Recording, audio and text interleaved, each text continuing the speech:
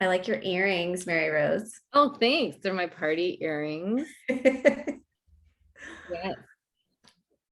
Um, So it's dark out over where you are. Yeah, it is. It's already 8:01. So we're on the East Coast, gets Yeah. dark earlier, but I'm still on Central Time because I was just in the Twin Cities this past weekend. So I'm still readjusting.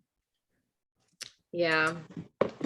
It is an adjustment just to get used to the darkness of fall, frankly. Mhm. It just I gets agree.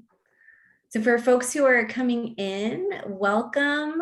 We would love for you to fill out the poll about your favorite Jane Austen book. And if you want to jump to the chat and let us know your name or where you're coming from tonight, that would be great. Oh, sorry.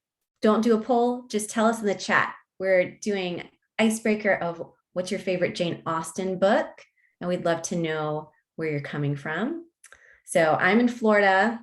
Mary I'm in Rose. Cleveland. And yeah, we're so happy to be joining all of you today from wherever you're coming from. We'd love to hear where that is. Don't hesitate to tell us in the chat. And Haley is here joining me. We're so glad to talk with all of you and tell you a little bit about what's coming ahead for Verily and give you some hope for women's media, because there is hope. Haley, as many of you know, is the author of Jane Austen's Genius Guide to Life, which I can't stop holding and can't put down. And it's just one of those books you just want to have. It is just constantly something that'll be of use to, just like Jane Austen's books. And so I can't help but encourage readers. So yes, like Haley was telling us, please share in the chat if you're there. I'm waiting to see some people's Jane Austen favorite books. I think the chat is now live. It was getting all set up. So if you're having trouble before, okay, we've got Persuasion. One vote for Persuasion. All right. Oh, got a Pride and Prejudice. Oh, I'm loving this. This like fills my heart with joy to see everybody Right? loving Jane Austen. Oh, we've got an Emma. We've got an Emma in the house. So Emma is, to my shame, the Jane Austen heroine who I relate to the most, which is not good because she is the absolute worst of all the Jane Austen heroines. This is fun seeing where everybody's from. Oh, I love it. Indiana, North Carolina, Florida. Ooh, we've got Australia. Chicago, New York. So fun. If you're just joining us, welcome. You can jump into the chat and share where you're from, and everyone's sharing what their favorite Jane Austen book is, or if you've just seen some films, what your favorite Jane Austen movie is. Now, Mary Rose, I find that the most controversial question about Jane Austen films is, do you like the Colin Firth Pride and Prejudice, or do you like the Keira Knightley Pride and Prejudice? So gonna put you in the hot seat for a second. What's your pick there? Oh, I'm gonna definitely say the Colin Firth. I have to go with Colin Firth all the way. Yep. See, I knew I liked you, Mary Rose. That's the right answer.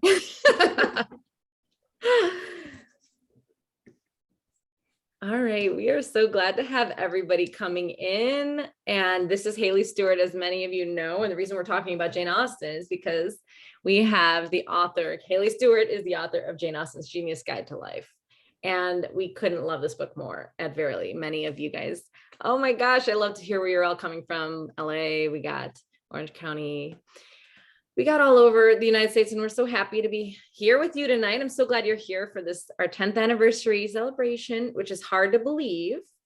And I'll show you so much this evening, just in this hour that we're hoping to keep you, about, you know, where Verily's been, what's the journey been like, and where we're going, which we're so excited to share with you. But just to start things off, I wanted to, we have a question. I have a question for Haley to share with us about her book. So in this book, Haley starts right off with talking about how Jane Austen is like a life coach, and any good life coach is trying to help you to live well, which is our goal at Verily as well. So it's, trying to help people to clear through the junk and just like, how do you want to live your life? We have a lot of great panelists coming up. We can't wait to introduce you to.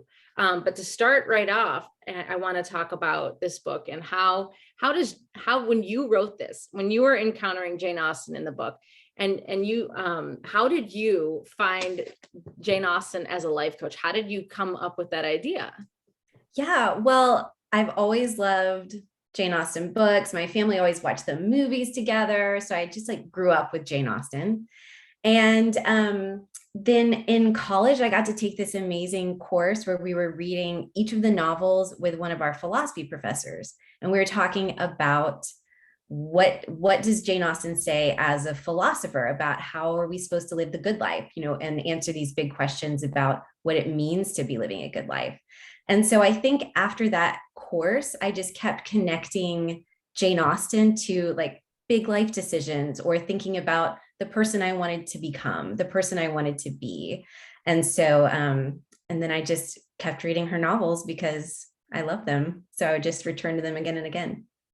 I love how you say that as the more you read through these classic stories, like you learn more about yourself and how that can aid readers in their own lives.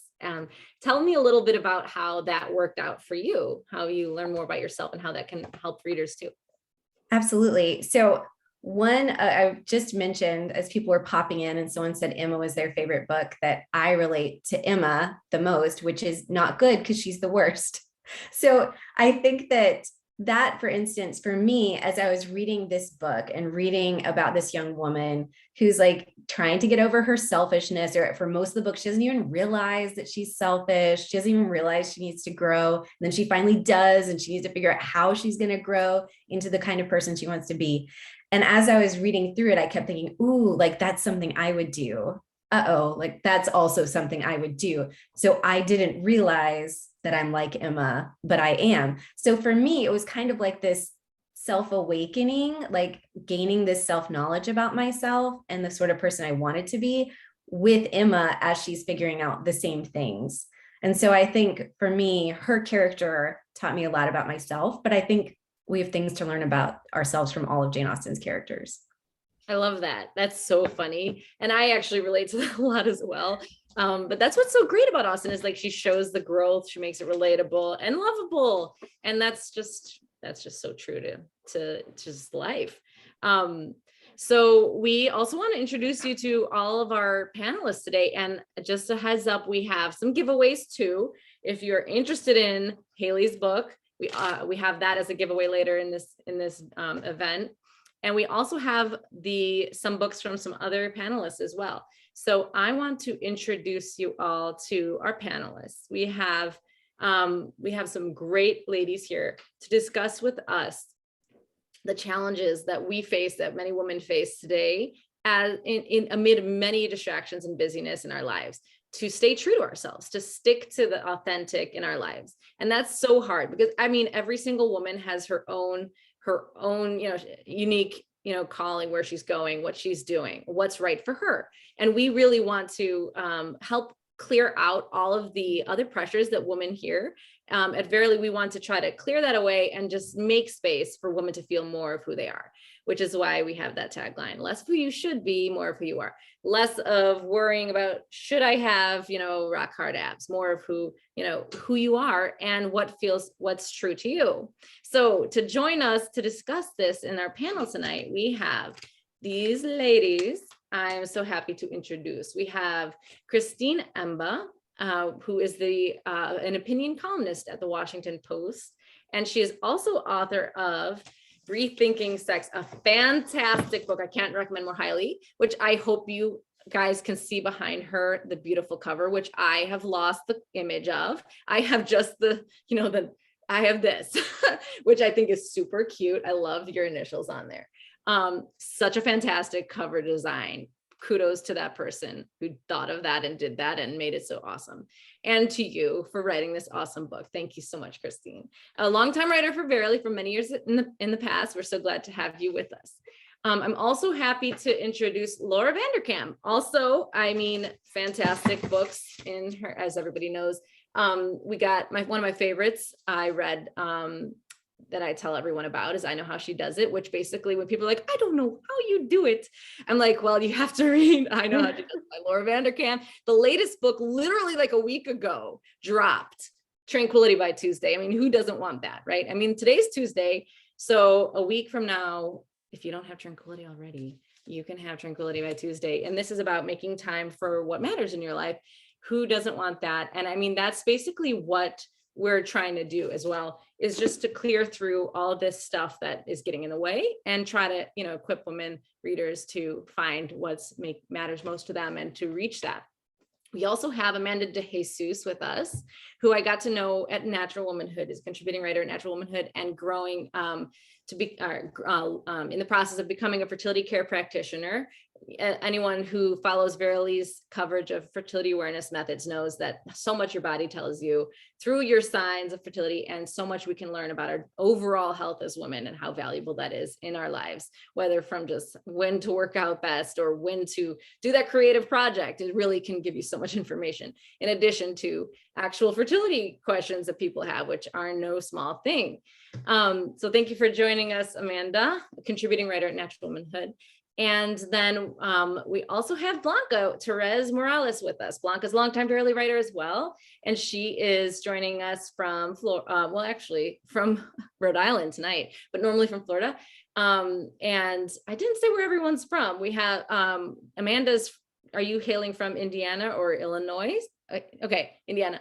And we have Christine in Washington, D.C. We have Haley in Florida as well. And Laura in the New York or tri-state area. Philadelphia, gosh, thank you.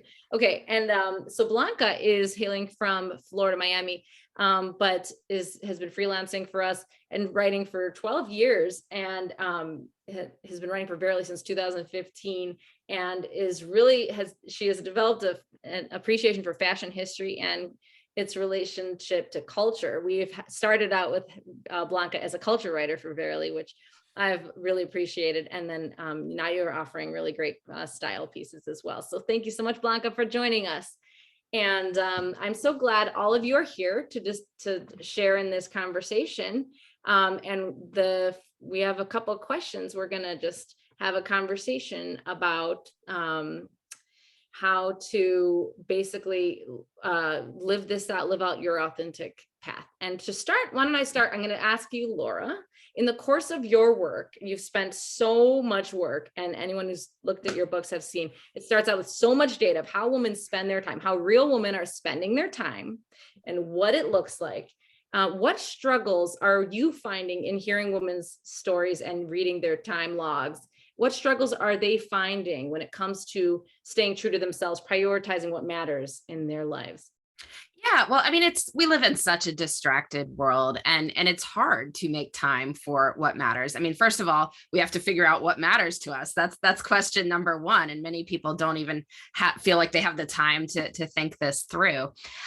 So I think a lot of people struggle with that. We struggle in general with the fact that time passes no matter what you are doing. It just keeps going. You can't stop it. So it is very easy to spend time mindlessly, to, just do whatever is blinking loudest right in front of you, whatever is screaming loudest, deal with that, instead of approaching time, with more intention. So, my work has always been about trying to get people to approach time with intention, to ask the question of what you truly would like to spend time, the time we have on this planet doing.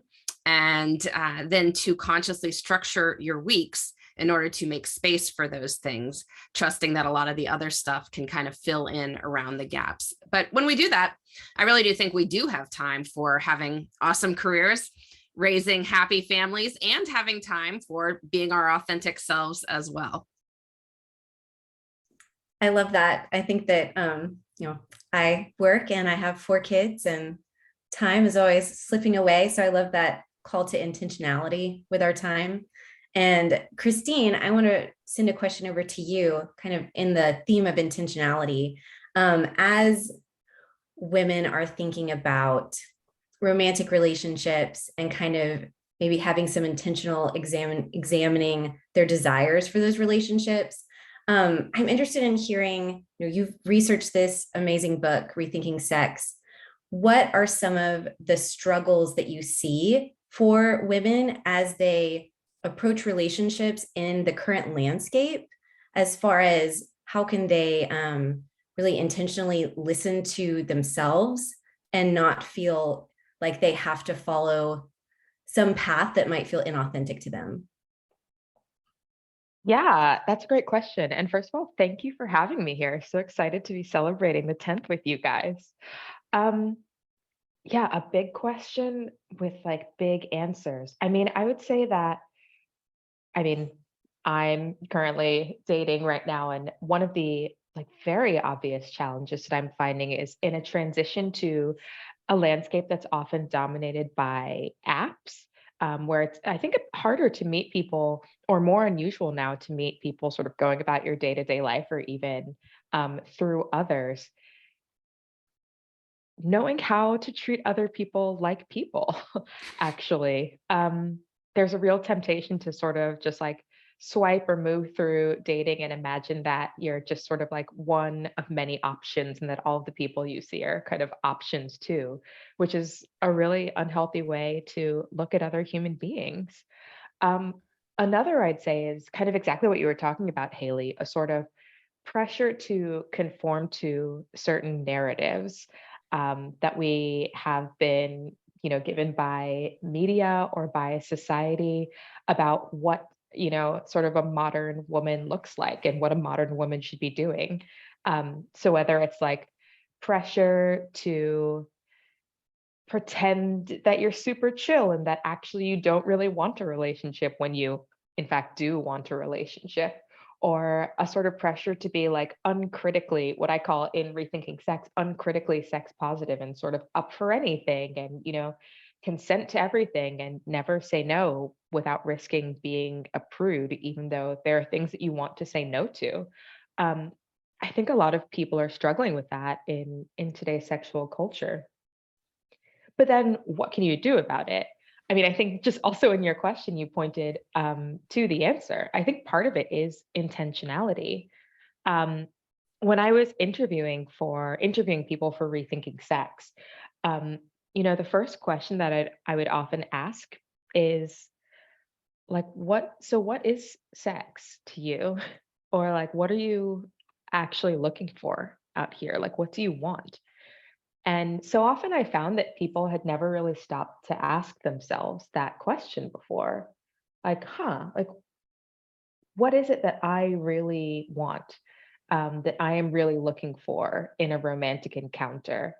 Divorced from what I saw on TV or what I'm being told I should do to be a good feminist or whatever, um, whatever sort of swirling around the atmosphere, like, what do these things mean to me? Um, And I think kind of asking ourselves that and trusting our own intention and our intuitions about what is really serving us is a really important first step. And I mean, kind of every step at every step of the dating process, that's something that's really healthy to do. Like, what do I truly believe? What good do I truly seek in this moment, in this thing I'm doing, in trying to find in this like phenomena that's making me anxious? And how can I really pursue that? I love that. And Christine, it's funny that what you're talking about and what Laura was talking about are similar. It's asking yourself the question about what's important to me, stopping to really reflect on that, which is kind of the first step to all of this. And folks, if you want to add any questions to the chat, then we can choose some of those questions for panelists. So feel free to jump to the chat and leave your questions for any of our 4 panelists if you want to. Yes, thank you, Haley. Yes, folks, please share your questions now, and then we'll get to those. And I just want to bring that question also to you, Amanda, just sort of jumping off of what Christine was saying about trusting our intuition as women, something that maybe in this culture we've struggled, it's been, it's something that's, I don't know, difficult. It's definitely difficult. I don't know if it's worse or what, but or the same as it's always been, but it's definitely something. We're getting all these different voices. And a lot of women share that when it comes to women's health. And so what can you tell us about what you hear when you talk with women about their feminine health, or just in any respect to health, some ways that women struggle to get into, like, listen to their intuition there? Yeah, absolutely. And I think Laura talked about it a little bit too, of just, first of all, women not even knowing themselves, not even being able to recognize who they are, what they want, and being so used to people, telling us who we should be, and we should quiet our bodies and things like that. So I think just, first of all, recognizing that we know ourselves and we know our bodies, and finding that balance of being able to listen to what our bodies are telling us and recognize signs. And I talk to so many women who, oftentimes can't even recognize what they like to do. It's easy to get caught up in day to day and not take that time for yourself. And I think when it comes to health, just really finding that time to be able to recognize okay, how am I feeling right now? What do I want to do right now? What do I like to do? And just kind of putting those things together, and then finding that balance of, like you said, that intuition and listening to yourself and to others that you trust and love. I know I'm not alone being a woman who is kind of notorious for not listening to my body, or not trusting, like, oh no, like maybe there is something that needs to be addressed, instead of, oh, I'm probably making a big deal out of nothing. I think a lot of what, like, we tend to do that, like, oh, I'm probably just making a big deal, but it's not a big deal. But every time I actually do take the time to look into what's going on and like get a medical answer, it's like, oh no, like there is something that's off. You were just telling yourself that, you weren't trusting your intuition. You weren't trusting that weren't allowing yourself to stop and listen to your body. So I think that's such a good word. Blanca, I'd love to ask you, I think a lot of women feel this tension between who they think they should be versus who they really are. And I'd love for you to just share about, how do you navigate that tension in your life? Kind of, how do you allow yourself to be who you are, rather than being pushed into who other people are telling you should be, or who maybe you imagine that you should be? Yeah, I think that's such a difficult question as women, because we get a lot of our cues from the media, and we see how women are portrayed in the media, and we think, well, that's how we're supposed to be, or that's how we're being defined. And one of my earlier articles here at Verily was that as a young student, finishing high school, going into college, I was someone who was very into fashion. I loved wearing dresses, but kids at school were like, well, why are you doing that? That's not a strong woman. Strong women don't dress that way.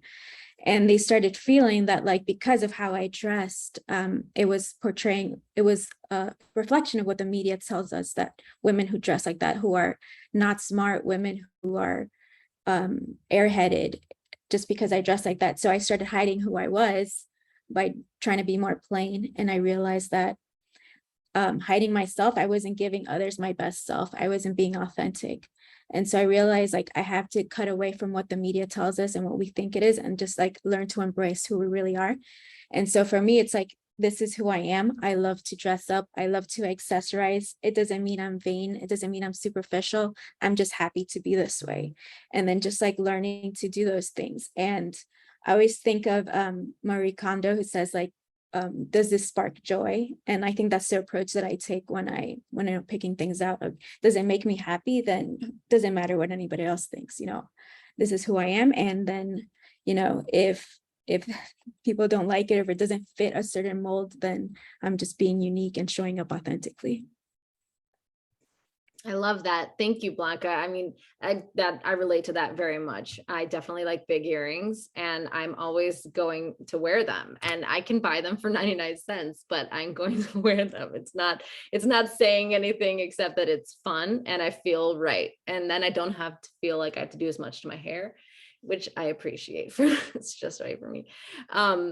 Well, speaking of personal stories and like how that influences how we've learned to listen to that voice. I know, Amanda, that you have a personal story behind what led you to this path as a fertility educator that you're taking. And can you tell us a little bit about your personal story that led to you helping other women find this internal voice and listening to it better? Absolutely. So I struggle with endometriosis. And for those of you that don't know, it's a reproductive disorder. Comes with a lot of pain, and 1 in 10 women have it. So it's really common, but not much research is being done on it. A lot of people struggling with this and the things like PCOS and similar disorders. So when I got diagnosed, went to many doctors, talked to them, and as I'm sure many of you know, the first plan of action is always, hormonal contraceptives or different artificial hormones to kind of quiet your body. Just received a lot of pressure to go on these different hormones in many different ways. And, when you're in that space where you just don't know what's going on with yourself and you trust these people who are telling you to do these things. And so I went on a couple different hormones and noticed right away just these feelings of depression and weight gain, and the list goes on. And I've heard from so many women similar stories of just not feeling like yourself when you start to take these different hormones and things. So just kept telling myself there's got to be another way. This is not who I am. I'm not feeling like myself. Others were telling me this is not you, the irritability. And so I just went out on this search to try to find a better way, to try to listen to my body. I mean, my body was screaming at me for help, telling me that something wasn't right. And I knew I had to do more. And so that's when I found these fertility awareness methods and these ways of learning about your body and the signs and listening to your body, listening to the language of your body, and being able to really to get to the root of what was going on and to really understand endometriosis. What was it doing in my body? How does it work? And maybe there's not a cure at this time, but it's still, for me, was really empowering to be able to learn to just listen to myself and to get to know myself in a new way, and how strong my body was for being able to fight this, and finding other, natural ways of helping myself, and was really great for me. Man, thank you so much for sharing. I love that. I love that that if there's a positive direction, because that's so hard. Endometriosis and other reproductive disorders, like you mentioned in articles of Verily, are so hard. They're like blind spots in women's health that we need more attention on. And it does all come back down to listening to your body, listening to yourself, and just like making and tying that into what Laura's book is about making time for the things that matter. Like, good for you for making time for what mattered, your health, like listening and getting those appointments with the people who can help you. And Laura, what pieces of practical advice, I know our readers are interested in this, because no matter what one's personal journey and where they are in their life goals at this time, everybody has something that matters to them and they need to prioritize that. So what pieces of practical advice would you give a reader wanting to have that more centered and grounded and feeling that they're prioritizing what matters most in their lives and feeling most themselves? So there's two things. In Tranquility by Tuesday, I actually list like 9 time management rules that I think help busy people feel better about their lives. I mean, not just that we're getting more done, which is great. We all like to get more done, but that we're actually enjoying our lives more as well. And just 2 of them that I want to share that I think are really important for busy women. One is called Take One Night for You. So take a couple hours each week. It doesn't have to be a night. It could be a weekend morning, whatever you want, but set a couple hours to do something that is not work and is not family responsibilities. It is something that you particularly enjoy. And ideally, this should involve a commitment to it. So people are like, oh, I'm going to go take a bubble bath. Look, I love bubble baths too. But the problem with having your one night for you be a bubble bath is like, your boss wants you to work late. What are you going to do? Like, oh, I have an appointment with my bubble bath, right? Or, your kid wants you to drive them to the mall. Sorry, can't do it. My bubble bath. Well, your bathtub isn't going anywhere. So you'll push it forward, what you want to do, and you'll do those other things. Whereas if it's like, okay, I'm playing on a softball team. Well, you don't show up. They don't have a second baseman. You've got a problem, right? So you go. And you go even if you're busy, and you go even if you're a little tired, and you go even if somebody else would like you to do something else. And by making that commitment, you get the benefits of that active self-care. So I sing in a choir. I go every Thursday night. It is not easy to get there every Thursday night, but I am there, and I love singing while I'm there. And for a couple hours, I am not mom. I am not my job. I am a singer, and I love it. And I think everyone should do something like that. The other thing, another rule that is very helpful for busy women is that 3 times a week is a habit. So often we get discouraged with various things that we want to have in our lives that, we enjoy and all that, but we can't do them daily. Like maybe it is exercising. It's great to exercise daily if you can, but it doesn't always work. Or maybe it's family meals, or maybe it's, practicing a musical instrument, or reading poetry, or some sort of spiritual practice. And you want to do these things. You want to have them in your life, but trying to do it every single day just leaves you feeling defeated. Let's aim for 3. All right. Can we do this thing 3 times a week? I maintain anything that happens 3 times a week is a habit. And by aiming for 3, we can find it is often more doable. Often we look at our lives, we're already doing it once or twice a week. So we're just talking about aiming for a little bit more rather than a total lifestyle overhaul. And I think so many people have told me that rule, that 3 times a week is a habit, has been life-changing for them, because they're all of a sudden, they're like, yes, I am the sort of person who plays the piano, or, yes, I am the sort of person who has this spiritual practice that I do. I don't do it every day, but I don't have to. I love that. I think so often we get into this headspace where we think, well, if I can't do it every day, like what's the point of doing it? We just get like paralyzed with overwhelm. But 3 times a week, that's so much more doable. And I also really related to your first advice. When I had 3 children, 4 and under, it was a rough season. And every Saturday morning, my husband was home with the kids, and I would go to a coffee shop and read a novel for 2 hours. And like that, I had it to look forward to all week. And then it made me feel like a human being. And it was fantastic. Christine, I'd love to also hear some practical advice from you for women about how to navigate all these pressures that they might be experiencing about relationships. What can they do to kind of stay grounded and stay centered? Yeah. Well, first of all, I also want to echo the putting something on your schedule that you have to do. I actually did that this summer. I took horseback riding lessons as an adult. And so it was just me in a class with a bunch of 8-year-olds, like once a week. And it was incredible. And because I had it on my calendar and like paid for it, I never skipped it. And it was so great. I realized to actually like be forced to leave what I was doing and just do something completely different. So totally co-sign, recommend. I just love that idea. And I didn't realize how important it was to have it be something that wasn't just like, oh, I'll just like self-care at home.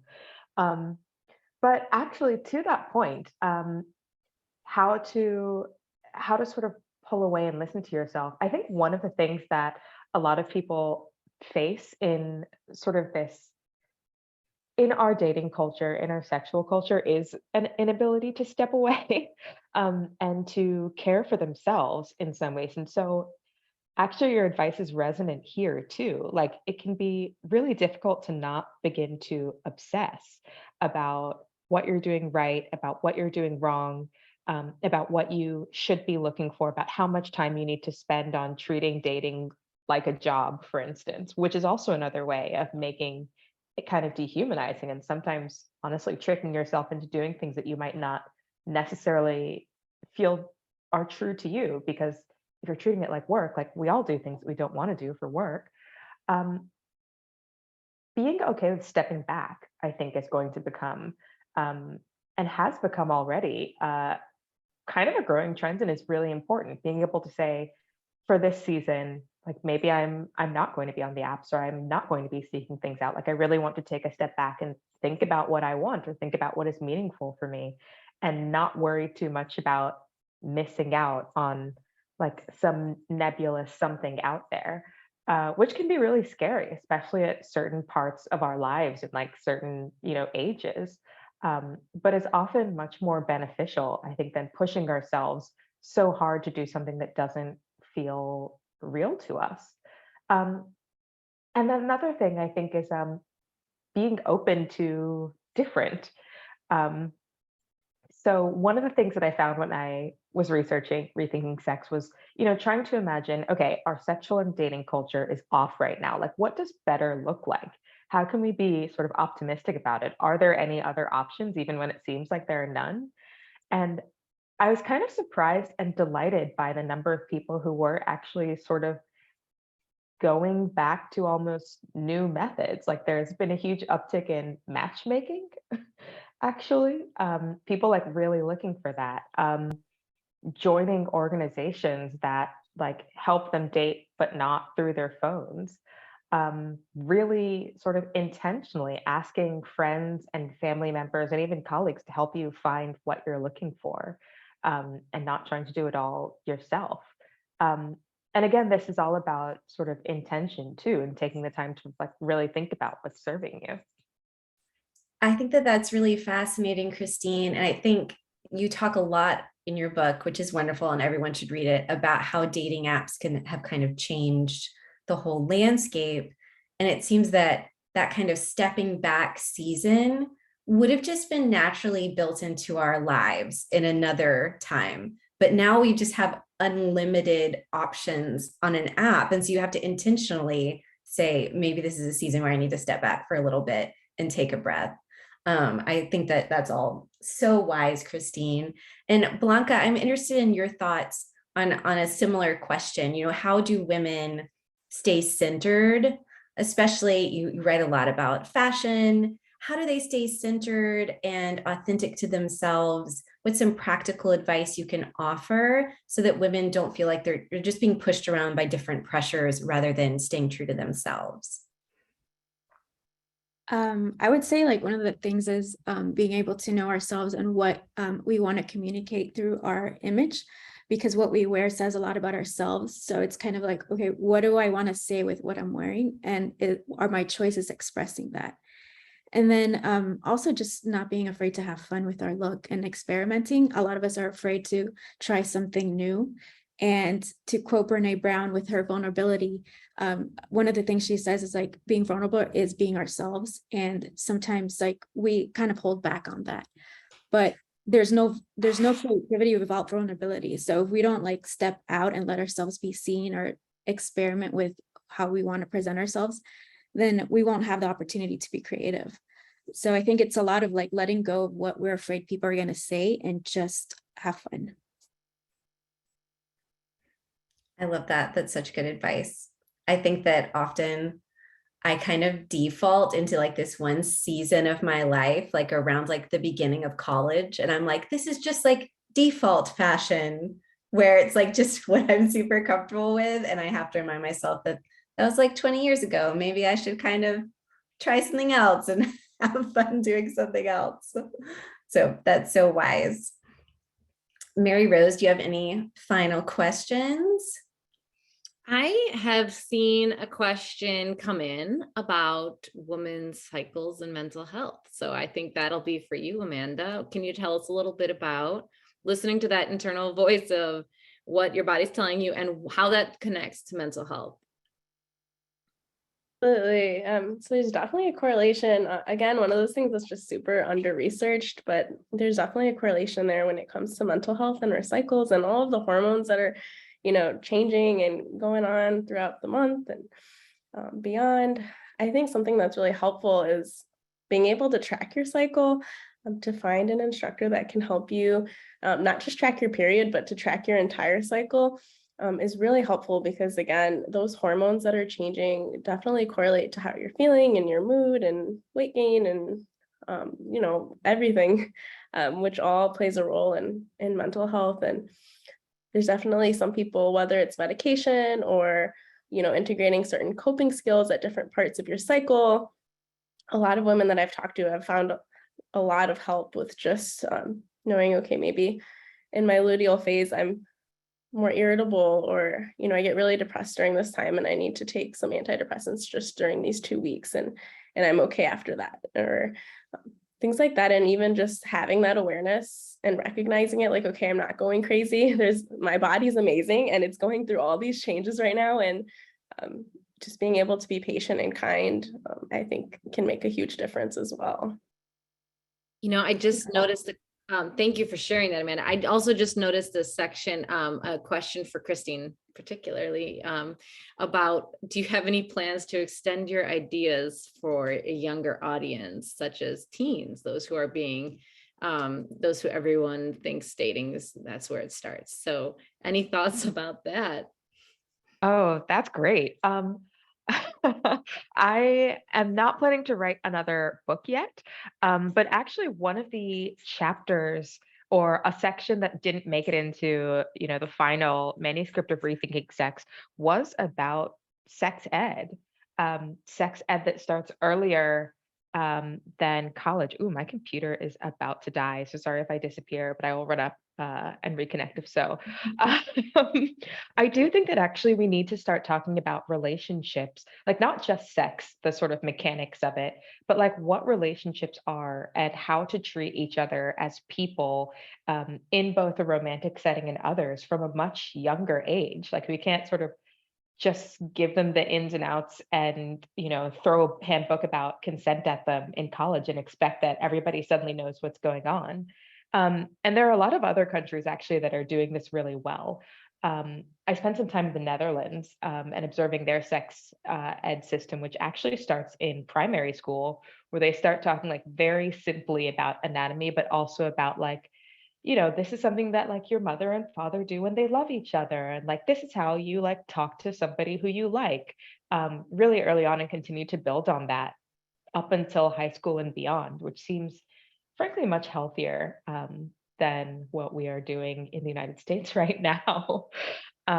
So yeah, I mean, I think this is just a question that we need to start thinking about and have our kids begin to think about earlier, before college, be able to talk about it with their parents, with doctors if necessary, so that it doesn't feel so distanced and so open to outside suggestion. We want to build up sort of virtue and courage and an understanding of what the good is in intimacy and relationships, even before we're trying it out for ourselves, I think. Wow, that's a really great point. I feel like also that ties into, just even like what you were saying, Amanda, about learning more about your body too at an earlier age, in addition to just in general in sex ed. Are you kidding me? This is so valuable. Obviously, it's just a big part of who we are. And it's really relationships ourselves, all these things that we need to feel in touch with we want to be as we get older. I guess just to close this out, Laura, can you tell us about the biggest challenge you face when it comes to time management and how you navigate that? Yeah, well, I mean, I have a couple. I mean, one is getting to bed on time, but I think we all have that challenge. We always just want to stay up a little bit later doing one more thing. But future us will be happier if future us wakes well rested the next morning. So I'm a big fan of giving ourselves a bedtime as adults, not just for kids. Bedtimes are good.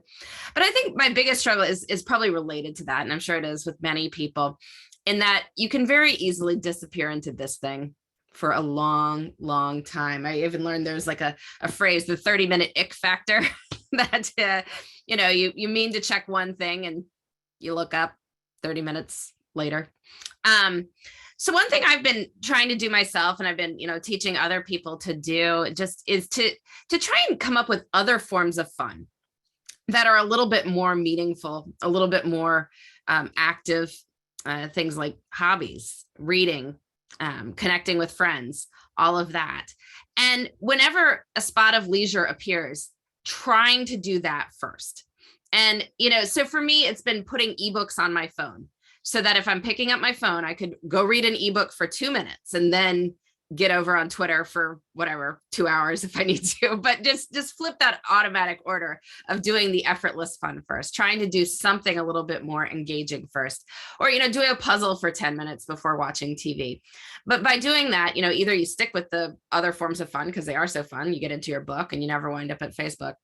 But, if you don't, at least you get both kinds of fun. And I think a lot of us, our leisure time, even the busiest people have some leisure time. I know I have free time. Like I know I do, but it can be hard to acknowledge when it's spent on something that isn't very memorable, which is what a lot of passive screen time winds up being. Whereas if you finished an Agatha Christie novel, like, you finished it, like you can't acknowledge it didn't happen. And so you're more aware of that time. And it comes into the narrative of your life. You're like, yes, I am a person who has discretionary time. I am a person who has some control of my schedule. And I think that's just a much more empowering narrative. And so I'm definitely working on that for myself and hoping that other people will come up with that narrative too. Wow. Yes, I relate to that in a big way. Losing those however many minutes in the bowels of my phone so often. We want to say thank you to all of you wonderful panelists. Thanks so much for spending time tonight. All that you've shared has been so wonderful and insightful. And so we're going to say goodbye to our beautiful panelists and move on to the next thing. We do want to share some really exciting news about the future of Verily. But first, Mary Rose is going to kind of fill us in with the whole story and vibe mission of Verily. Yes, I am going to share with you this little video, this little thing of photos, a little bunch of photos to share with you from Verily's history, to walk you through. I can't tell you how often people ask me I'm having trouble. Verily, what's the story? What's going on? And tell me what's happening. I'm curious. This might be a good time for me to introduce our fantastic helper, Tiffany, because she maybe can help me. Yes, Tiffany, can you bring up the slides? Fantastic. Everybody, Tiffany Owens, not only a great writer for Verily, if many of you know her name, but also a fantastic project manager for us these days, which could not be more essential in all that we're doing here tonight and these days of Verily. So I have the slides to share with you. I am technologically challenged, so maybe Tiffany can share the screen. Thank you so much. Alrighty. Here you can see the original team, the OGs of Verily when we were founded 10 years ago. And we have Ashley Crouch, myself in the blue skirt. We have Kara Ashbach, and we have now Bach, and we have Krisha Lakito and Janet Easter. And there I am in the blue skirt there, unbeknownst to potentially many of you. I was pregnant about 10 weeks right there. Yet I still decided to wear a skirt that goes right in my middle. In any case, that's where my little daughter Inez is at that time. And that was a really fantastic shoot in Soho. I loved it. It was the first time where Verily started to really feel real. So I'll just tell you a brief story. Kara reached out to me in the early days when I was at First Things in New York, and she was in New York, and she, was connected through a mutual contact. And she said, do you think there's a place for culture stories for a women's magazine to have this, to exist like this, to offer something better than what those are that are out there, and even to have valuable culture stories, investigative reporting pieces, things that, and that are not, limited to what we see out there on newsstands currently. And I could not agree more, because actually in real time, I had friends who are writers, freelance writers, contacting me all the time, sharing with me articles that they would like to have published, but there wasn't a publication for them. It just didn't exist. And so I was so happy to say, I do think that there's a need, and I'm so happy that Verily is still here. I must say, as I start this little brief history, I'm extremely humbled to even be here. I can't even believe it. This is Krisha's wedding. Krisha's in the middle, as you can you can assume. Krisha, the lifestyle editor of Verily, and we all were there. She was so kind to invite us. It was in New York City. It was fantastic. You have to look up Krisha's story of meeting her husband, Francisco, on Craigslist. Is stunning. And they are just the most like beautiful story. And I just think that, it was really, I wanted to share this just because love, is a big part of what we all are called to, and what we want in relationships. And it was really beautiful to see that develop right in front of our eyes, and to be a part of that. You can go to the next slide. Okay, this is what I call the an iconic shot. So I did have that. Inez joined us in 2012, and here she is in what I call the home office, as Verily, the print version, was coming out. And I don't think we planted that shot of the week right there that says, "Where are the babies?" But there she is, right? And any mom knows, like, this wasn't posed. This was keeping her happy for a moment while I was doing some work. So Inez is sort of a thing. I mean, a person I like to look back and share along this Verily journey. Why? Because she's 10 now, because she was there when we started. And I'll show you where she is today at the end of this. So here is Jane Erin Riley, a fantastic graphic designer and art director of Verily when we first started. And I walked in her home in Dallas when I lived in Texas, my husband. So we moved from New York to DC and then to Texas.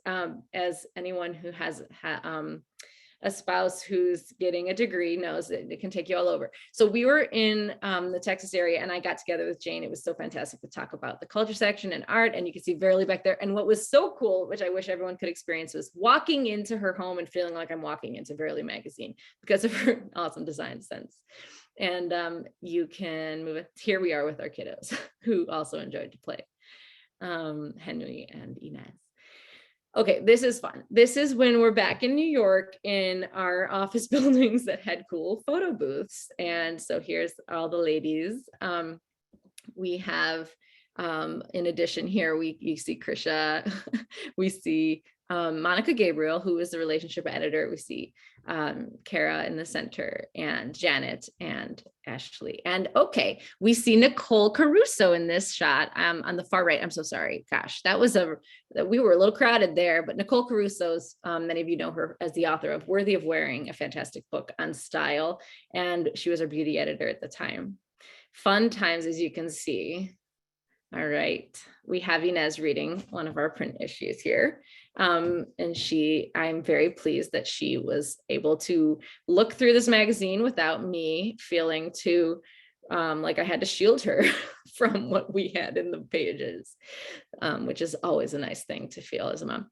Oh, and Nezzy was wearing, our nickname for her, was wearing a little poncho that sort of like fits this color scheme of the following photo of us in New York at an event, a panel discussion at Bobble Bar. And all these ladies, I missed the memo, were like really lovely shades of coral or what have you here. I loved it. And we got everybody here. Nicole Caruso's on the far right. This time we got a good shot. And so many of you learned about us in these days of these photos, because we were it was a really exciting splash on the scene to have a Verily magazine right in the middle here at Barnes & Noble. You could see our November, December 2013 issue. And it was just so exciting. And so many of you loyal readers were just so supportive and getting the word out. It was an exciting time. And I mean, it turns out that the next step was for us to step away from print. And actually shortly after this, after this issue, we did not publish another issue, and we went straight to digital. We did grow so much and got in touch with so many of our readers that way. And we definitely had a lot of growth we wouldn't have had otherwise. So it was a pivotal step for us. But there was a lot of excitement at this time. And so I cannot gloss over it. And again, I did not start Verily magazine. I am extremely humbled, and it's almost surreal that I'm even talking to you about it right here, right now, because it is stunning how Verily has just endured throughout the challenging markets, throughout the challenging world of publications and whatnot. And even though we went to digital shortly, like after this photo, we continue to grow. So we're very thankful for our readers.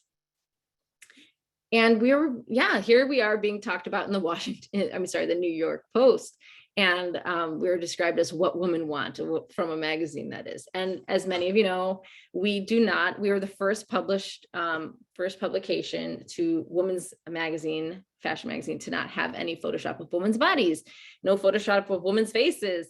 And so it is a big part of what we're all about, and being direct and being authentic for women.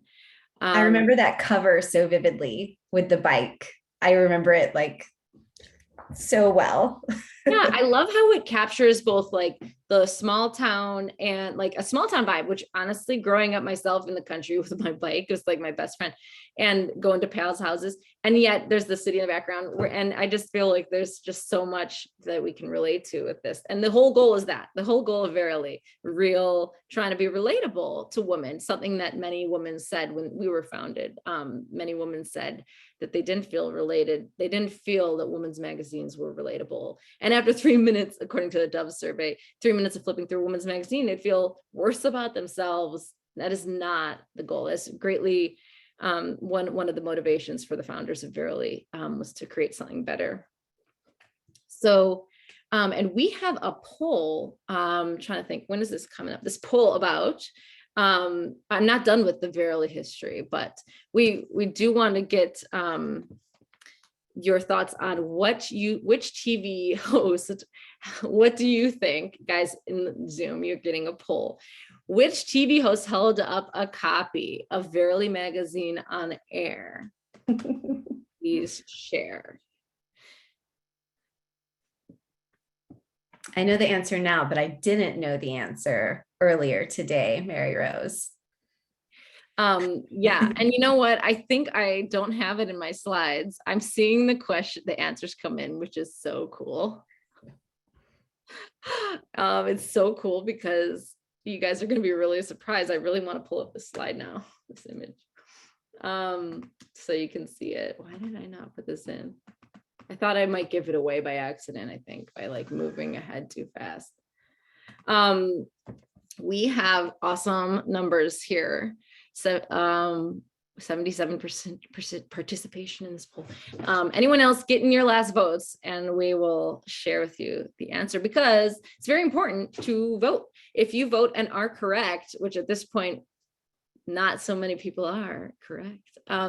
If you vote and you're correct, you are in the running to receive a special surprise that we will announce at the end of this meeting, at the end of this event. So, okay, the answer is, can I Wait say? 1 second, Mary Rose, let me get it for you. Hold on. Oh, thank you. So All right. 1 second, everybody. This will surprise you. Is it Oprah? Is it Queen Latifah? Or is it Katie Couric? Which TV host held up a copy of Verily magazine on air? It's coming. And I can tell you, I'll start to give some clues. She described, as she held up Verily, that she was appreciative of our no Photoshop of faces policy because she has a scar on her face and she's tired of seeing Photoshopped out. All right, are we ready? Yes, here we go. And the winner is Queen Latifah. I wish she was here to sing because she's such a great singer too. We had this special moment, so everyone enjoy it with me, please. The Queen Latifah moment where she held up a copy of Verily. It was our issue, the November-December 2013 issue, and she was just saying how thankful she is that we don't do any Photoshop of women's faces. And I tell you, as someone who has a child with a scar on her face, like you don't, and I have a little funny like third eyebrow here. And like, it's important to just like, this is part of us. We are human beings. We have these things. Here is our 5th year anniversary. So 5 years ago, these ladies, Lily Fallon on the far left, Monica Gabriel Marshall, Krisha Lakido, myself, and Kara. This is our 5-year anniversary chat we had with all of you guys on Facebook Live. And then another event in New York City, the Krisha and I'm so thankful, Lindsay Schlegel on the left. Lindsay is continuing to help us these days. Many of you know her. She is an author as well. And I believe Grace Before Meals. We also have the top photo has got some other writers who continue to write for us. Maddie Fry Schultz is in the right next to me. And then we also have, Jessica, this was a Jessica Ray's swimwear event in New York City. Jessica Ray in the bottom right, who was a Power Ranger and is also a fantastic helper with women's swimsuit lines. And Grace Cooper and Nadine Ruiz were in that other photo. I am just running through here. So, okay, I don't want to slow us down. Here's where Verily was, our team was our growth was huge. It was fantastic. In this photo, you can actually see me with my sister in the middle, and actually in the top right too is Catherine Ryback Torres, my sister, who was the art director for a period of time. And a lot of our really fantastic commissioned art work for Verily was during that. We see, we have a lot of great art from those periods because Catherine came from magazines, and at that time we were straight digital, but Catherine came from magazines and had a lot of contacts in the art world and definitely beautified our pages. And here is now the one, I just thought I'd throw this up. What a providential slide. It is about, I just thought, this time when there was a change, there was a shift, and some readers wondered what's going on. We unplugged a bit. We unplugged it Verily to stop and reassess things. And this article I just was pulling up, I know we had a Daily Dose quote about about unplugging. And so I was just looking it up, and then I was reminded of this fantastic article by Mary Claire LaGrue, which looks like I doctored it to match this event, but I did not. I found this after the fact. After all of our materials were sent out, we have to fight for quiet time in a noisy and distracting world, don't we? And that's exactly what we've been talking about all night. That was actually the subhead back in 2016. And it was exactly what we needed. There were changes that, required some quiet time, required some stillness. And that's what happened. And then after that, Meg McDonnell took the helm as editor-in-chief. She brought us to this beautiful view. She held a retreat with some editors. And at this point, I didn't mention, but I was on and off at different times with my state in life, with my husband, traveling around, having the kids. And sometimes I was writing, sometimes I was working full-time, sometimes I was working part-time, sometimes I was freelance writing. And so it is not a continuous path for me. It was just the Verily existing was very important and valuable to me. And so different times I was in touch with the magazine. And in this photo, I was in touch in such a way working with Meg McDonnell and the ladies in the next photo. We had a retreat in Virginia, Meg McDonnell in the center, the fantastic lady who helped us through a time that was unprecedented COVID times. We have Emily Lehman there and Laura Loker, also essential, really in slowing down. This I would call this the slowing down and just sort of and I feel like the photos here of being in Virginia in the mountains in the quiet, it really helped to just sort of take a step back. There's such a noisy world, so many distractions. And instead of trying to keep up, maybe slow down and decide what's next. And what came this sorry, there's the pandemic. And during that time, this is just me in my home with my latest third kiddo there, Gertrude, who we call Greta, and the cat on the couch, and my little workspace. Because the pandemic hit, I didn't have any more coworker shots that are snazzy. We can move on to the next slide. But basically, I can't tell you enough. When the pandemic hit, not everybody survived. It was a challenging time for everybody in so many ways. And Meg McDonnell really ushered us through that challenging time at Verily. We reached women with a special new newsletter, completely, something that, we had never had before. Special newsletters like COVID. There was one called, it was a special newsletter for COVID times. I can't remember what, and special content that reached women in this challenging time. And then the May We Recommend newsletter came out as well. Basically, what we found valuable on the web that women wanted to feel in touch with and try to keep a sense of normalcy and humanness throughout the challenges that we were all going through. And those tailored digital offerings were completely under Meg's leadership and ushered us through such a challenging time. In addition, Verily Yours, the digital subscription to Verily Work, Verily Home, Verily Table, and Verily Sense, all were born. And a lot of you heard about that if you support that, it'll help us get back to print. And it was Meg's idea to spearhead those things. And we really, everybody said they wanted to try to get us to that point. Okay, go back. We're almost done. Oh, I'm so sorry. Something happened. Hold on. Okay. Sorry. It was also under Meg's leadership that we had a lot more playlists return, and our readers love music. Who doesn't, right? And this connection with Reese Palmer, the fantastic country singer, and who's known for her song Country Girl, came about through Meg's connections to just something she wrote, a playlist she published, and then Reese Palmer reached out to Verily. It was fantastic. And we have here our first ever, and hopefully we have many more to come, acoustic audio that Reese Palmer produced just for us at Verily of Country Girl. If you have not seen it, you must after this call. It is so heartwarming. Country lover or not, you're going to feel like you can relate to something in this song. It's so beautiful. So it was beautiful to see new things. And because I don't have many workshops, again, post-pandemic, we have, I just am showing off what we did online. We have an article from Megan Barilak, was about Me Too in great literature. And of course, many of our readers do love literature. And of course, this is an ever timely topic. And we love to see Publishers Weekly notice it. So we love to show that off. Okay, so we're getting close to the exciting news. And thank you for all of you for hanging on, those of you who have. This is Haruka Sakaguchi, who is our art director at Verily right now, who's been with us since pretty much the beginning, basically working with Jane Riley in the very early days of Verily's print days.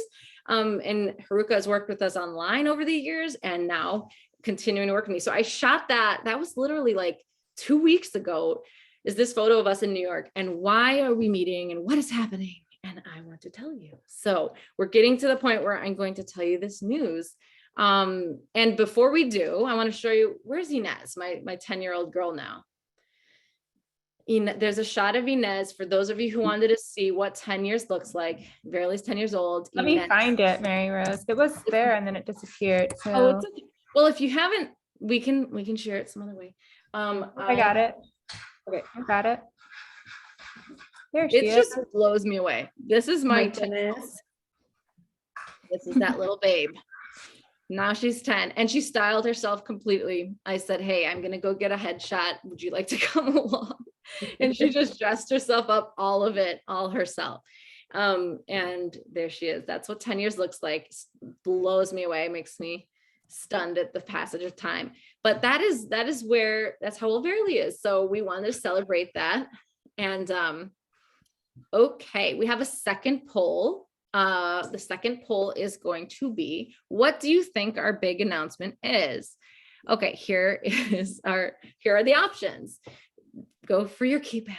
And are we going to be launching a TV show? Are Haley and I going to go virtual reality and take our 8 kids together into an apartment? That's one possibility. Am I going to go on Dancing with the Stars? Mary Rose going on Dancing with the Stars. That would be. You're getting some votes. You're getting some votes, Mary Rose. Yeah, for Dancing with the Stars. Only that would lead to the results that I would get on Dancing with the Stars. Maybe that's why you were in New York. You were meeting with someone about the show.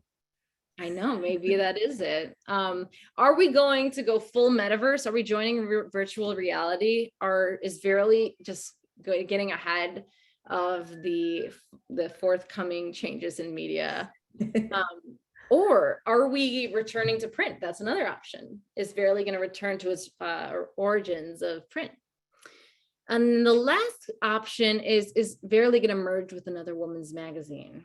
So we have these questions up. We got, wow, people are answering very quickly. We have 85% participation and it's been like 1 minute.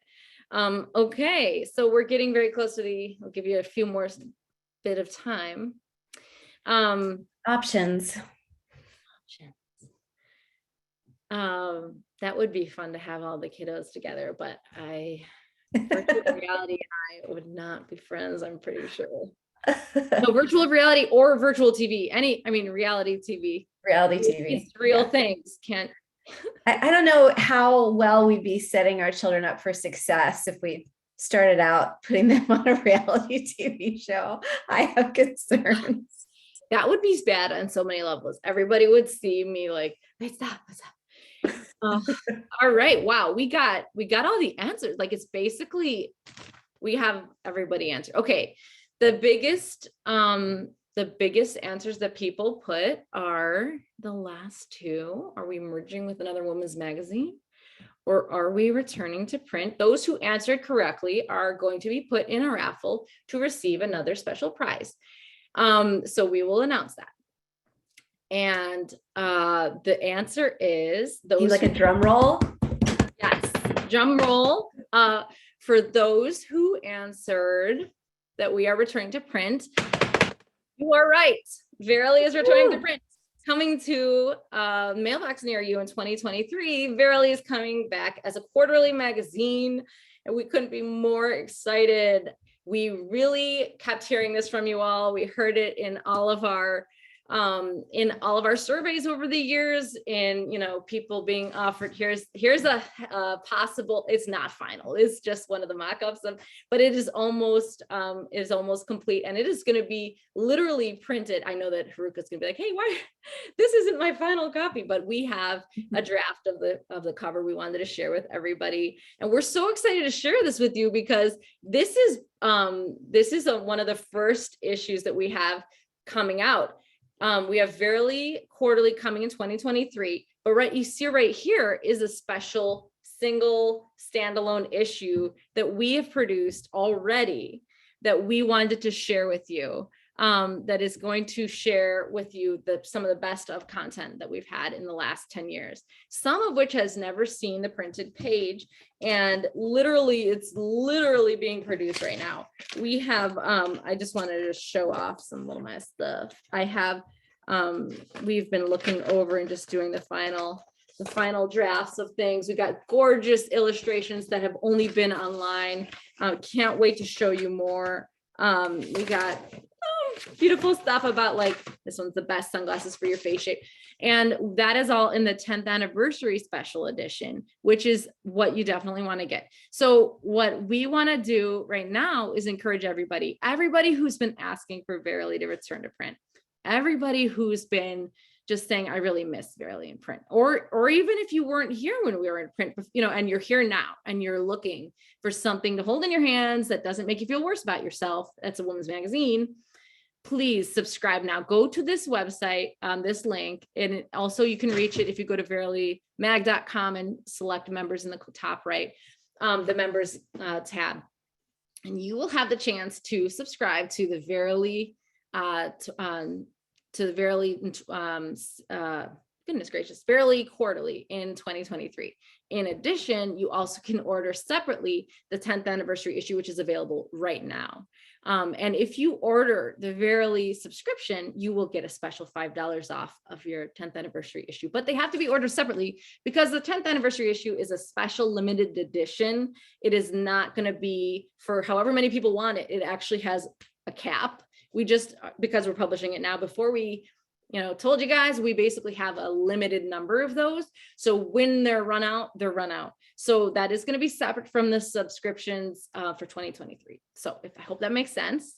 But we really are so thrilled to bring this to you today, because at this time, and you might wonder, well, gosh, it's been like, something we started out as print, and what's changed. And the truth is, the world has changed. A lot of things have changed. It's just a different chapter. And this is a time when it turns out many people have digital fatigue. Many people are looking to hold something in their hands, and it helps them slow down as well, and helps avoid a bunch of headaches with tech, big tech and all that stuff. And so, that is why we're here to make this big announcement. And I hope you guys are as thrilled as I am.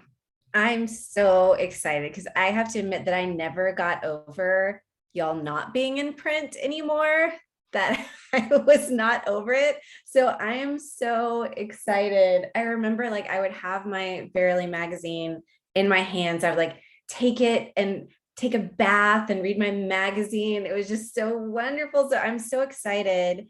And I just think that when Verily was in print before, everyone was just beginning to be more aware of this digital fatigue.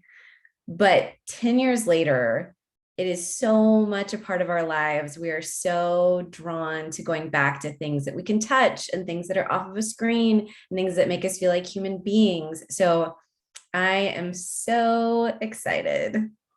Thank you so much, Haley, for mentioning that. Like, feeling like a human being is something that keeps coming back to in this conversation we've had, even with the panelists, with Christine saying like we should treat other people like human beings, and each of us saying like we should acknowledge, you know, even Laura, like we are human beings that need these things in our lives. We need time for ourselves too, and how to actually make it happen.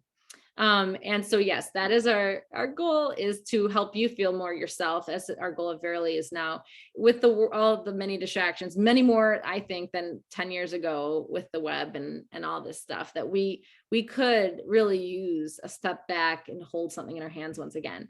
So please show us your support by sharing this news. Whether, you know, I can't tell you how heartened I am to see all these comments coming in the chat, just to see everybody react so quickly. And we do want you to share the news, subscribe, show us that we are not crazy, and continue to spread the word, because this is a really great time to continue the momentum, to pre-order now and to show that, you know, and be the first to get this in your hands in 2023. And in the meantime, to get the 10th anniversary issue in your hands, we have the, for those of you who shared, for those of you who were who attended, you are in the raffle to receive one of the beautiful books. In addition, one of the books we have, Christine's book. I'm so sorry that I don't have the cover. Haley's book and Laura's book as well. We have all of these in our giveaways, but we also, the things that I said were surprises are also in me giveaway. The whoever got the right answer to Queen Latifah was put in a raffle to receive the 10th anniversary issue, and those who answered correctly about what our next plans were to go to print, those folks will be entered into raffle for a year subscription to Verily Quarterly in 2023. So those are the announcements we are going to share with you. Those who did participated, we will absolutely be in touch with you and have those things shipped to you. And we'll connect with you guys over direct message or email about your winnings. So thank you for participating. Spread the word, share it with friends. We're so glad you joined us. And Tiffany has shared the link for how to subscribe. And everyone, we hope you have a great night. Thank you for staying with us for this celebration. And thank you. Thanks, everybody. Thanks, Tiffany. Thanks, Mary Rose. And thanks, everyone who spent the evening with us. This is great. Exciting to be a part of it. Thanks, Haley.